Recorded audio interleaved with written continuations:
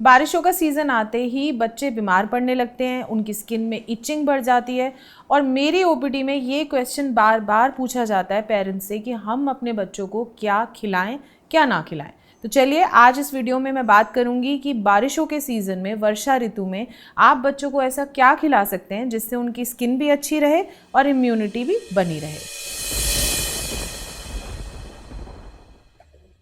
किसी भी पेरेंट के लिए अपने बच्चे को विटिलिगो से ट्रीट करना या विटिलिगो की डाइट फॉलो कराना थोड़ा टफ तो लगता ही है और हम एक लंबी चौड़ी डाइट आपको देते हैं जो कि एक्चुअली आपके बच्चों के लिए थोड़ी टफ तो होती ही है, बट अगर आप उसका लॉन्ग टर्म अगर इफ़ेक्ट देखें तो वो बहुत ही खूबसूरत होता है। आपकी रिकवरी बच्चे की जो है वो बहुत अच्छी होती है और आए दिन मैं ऐसी रिकवरीज देखती हूँ जिन बच्चों ने डाइट फॉलो करी और उनकी रिकवरीज बहुत अच्छी हुई। तो ऐसे ही जब वो डाइट फॉलो कर रहे होते हैं, कुछ पेरेंट्स की क्वेरी बार बार रहती है कि मैम अब सीज़न चेंज हो रहा है, बच्चे बीमार बहुत जल्दी जल्दी हो जाते हैं, कोई डाइट की ऐसी टिप्स दे दीजिए जिससे ये बीमार भी ना हो और विटिलिगो भी ठीक होता रहे। तो उसी के चलते एक सबसे पहली टिप जो मैं अपने पेरेंट्स को वहाँ पर देती हूँ जहाँ पर बच्चों की रिकवरी ना रुके, वो है कि सत्तू का इस्तेमाल जो है आए दिन मैं देखती हूँ कि रील्स में, वीडियोस में देखकर या कभी कभी मेरी वीडियो देखकर ही पेशेंट्स को लगता है कि हम अगर सत्तू खिला रहे हैं बच्चों को, वो बहुत हेल्दी ऑप्शन है। चना बच्चा खाता नहीं है, हम सत्तू पिला देते हैं, सत्तू की रोटी दे देते हैं, सत्तू के लड्डू दे देते हैं।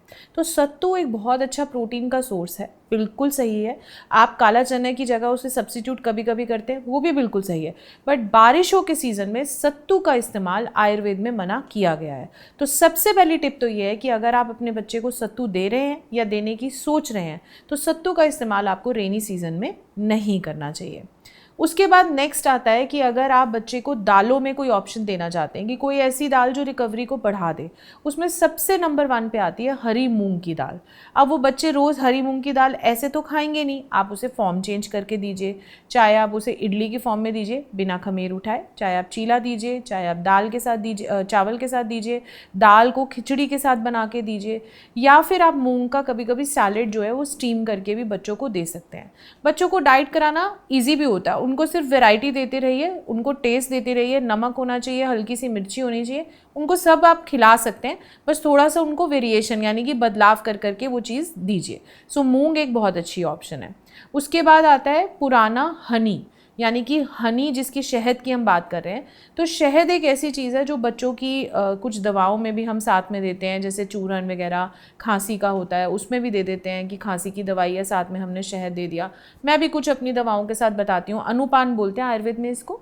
कि हनी के साथ आप दे सकते हैं। बट यहाँ पर मैं बात कर रही हूँ कि अगर आपके बच्चे को इम्यूनिटी से रिलेटेड इश्यूज़ हैं, स्किन से रिलेटेड इश्यूज़ हैं, तो पुराना हनी, पुराना जो शहद है, उसको अगर हल्का सा नॉर्मल पानी में आप मिलाकर, गर्म पानी में नहीं, अगर आप नॉर्मल पानी में हल्का सा मिला के उसे पिलाते हैं तो स्किन की रिकवरी भी आती है और जो अग्नि बेसिकली बॉडी में जो खाने की, पचाने की जो एक शक्ति है वो भी बनी रहती है।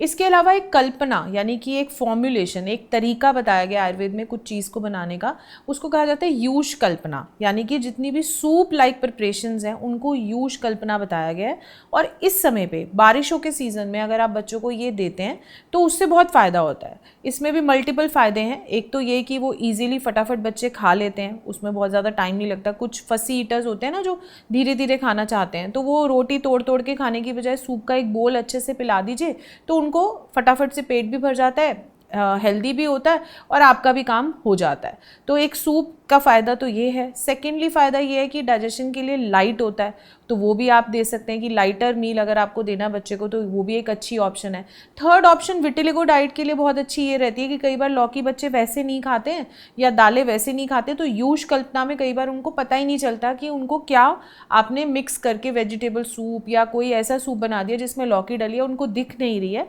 तो वो पी जाते हैं। इसी में आपकी जो यूष कल्पना में जैसे दलिया, बहुत पतला दलिया, बहुत पतली खिचड़ी, यानी कि ईजी टू डाइजेस्ट जितना भी आप मील्स रखते हैं तो वो इस सीज़न में बहुत फ़ायदा करता है।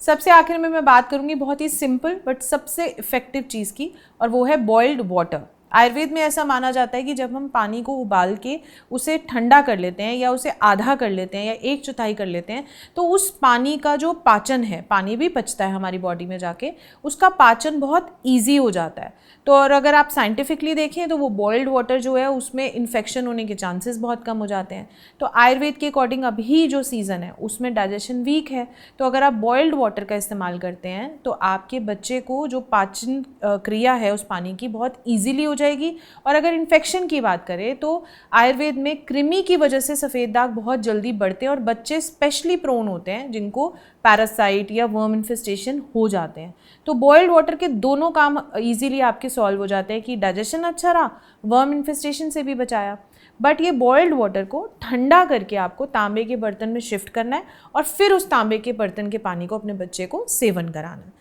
सो ये थी आज की कुछ डाइट की ऐसी चीज़ें जो मैंने आपके बच्चों के लिए आपको बताई हैं कि अगर आपके बच्चे को सफ़ेद दाग, विटिलिगो है और आप ये थोड़े से चेंजेस वर्षा ऋतु में करते हैं तो उनकी इम्यूनिटी भी अच्छी रहेगी और सफ़ेद दाग भी अच्छे से ठीक होंगे।